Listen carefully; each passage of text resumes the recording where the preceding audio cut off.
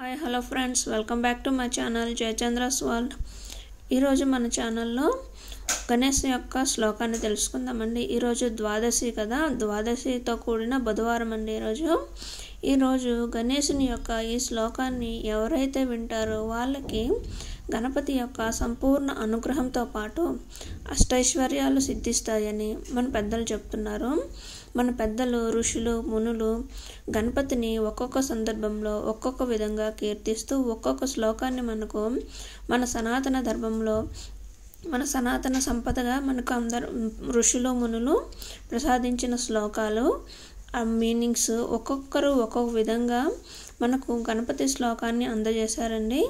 ఒక్కొక్క ఋషి ఒక్కొక్క సందర్భంలో ఇచ్చిన ఈ యొక్క శ్లోకాలను మనం నిత్యము పారాయణ చేయడం వలన గణపతి యొక్క సంపూర్ణ అనుగ్రహం మనకు లభిస్తుంది.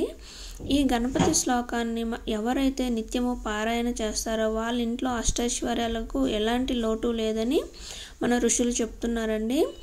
దీన్ని ఐశ్వర్యాన్నిచ్చే గణేశ శ్లోకంగా అని అంటారు.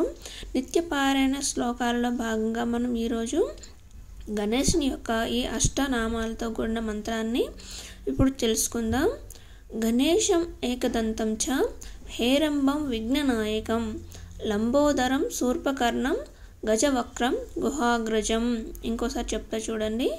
గణేశం ఏకదంతం చ హేరంబం విఘ్ననాయకం లంబోదరం శూర్పకర్ణం గజవక్రం గుహాగ్రజం. ఈ యొక్క శ్లోకాన్ని ఎవరైతే నిత్యము కూడాను ఉదయము సాయంకాలము పూజ చేసుకునేటప్పుడు పఠించుకుంటారో వాళ్ళ ఇంటిలో అష్టైశ్వర్యాలకు ఎలాంటి లోటు ఉండదని మన ఋషులు చెప్తున్నారండి. ఇది మన ఋషి పొంగవులు మనకిచ్చిన హైందవ సంస్కృతిలో మనకున్న ఈ యొక్క సంపద అండి. మనం ఈ శ్లోకాలను మనం నేర్చుకుంటూ మన పిల్లలకు కూడా, మన భావితరాలకు వీటి యొక్క అర్థాలను, ఈ శ్లోకాలను నేర్పించడం వలన వాళ్ళకు కష్టమైన సమయంలో కానీ, ఎటువంటి మానసిక ప్రశాంతత లేనప్పుడు కానీ ఇలాంటి శ్లోకాలను విని చదివించడం వలన వాళ్ళలో మనోధైర్యం అనేది పెరుగుతుంది. అదేవిధంగా మనం గణేశుని యొక్క సంపూర్ణ అనుగ్రహం మనకు కలుగుతుంది. ఈ శ్లోకం యొక్క అర్థాలను ఇప్పుడు మనం తెలుసుకుందాం. గణేశం, ఓ గణపతి దేవా. ఏకదంతం అంటే ఒక పన్ను కలవాడు. హేరంబం గజముఖుడు. విఘ్ననాయకం అడ్డంకులను తొలగించేవాడు అని అర్థం. లంబోదరం పెద్ద పొట్ట కలవాడు. శూర్పకర్ణం పెద్ద చెవులు కలవాడు. గజవక్రం ఏనుగు ముఖము కలవాడు. గుహాగ్రజం గుహలో పుట్టినవాడు. ఈ గణపతి యొక్క 8 నామాల యొక్క అర్థాలను ఇప్పుడు ఒక్కొక్కటిగా మనం తెలుసుకున్నాం కదా.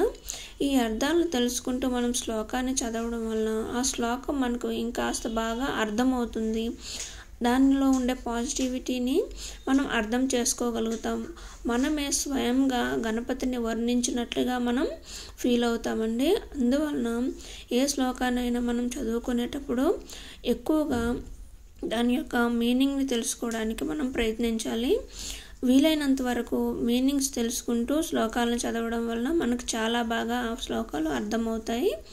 ఈ శ్లోకం యొక్క అర్థం ఏమిటనేది ఇప్పుడు ఓవరాల్గా తెలుసుకుందాం. ఓ గణపతి దేవా, ఒక పన్ను కలవాడివి, గజముఖుడివి, అడ్డంకులను తొలగించేవాడివి, పెద్ద పొట్ట గలవాడవు, పెద్ద చెవులు గలవాడవు, ఏనుగు ముఖం గలవాడవు, గృహలో పుట్టినవాడు అయిన నీకు నా నమస్కారములు. ఈ విధంగా గణపతి యొక్క శ్లోకాన్ని మనం తెలుసుకోవడం వల్ల, చదువుకోవడం వలన ఆ గణపతి యొక్క సంపూర్ణ అనుగ్రహం మనకు కలుగుతుంది. అష్టైశ్వర్యాలు సిద్ధిస్తాయి. మనం చేసే పనుల్లో అడ్డులు ఆటంకాలు లేకుండా ఆ గణపతి మనల్ని ఎప్పుడూ కూడా కరుణిస్తాడు. ఈ వీడియో కనుక మీకు నచ్చినట్లయితే లైక్ చేయండి, షేర్ చేయండి, సబ్స్క్రైబ్ చేసుకోండి. Thank you for watching.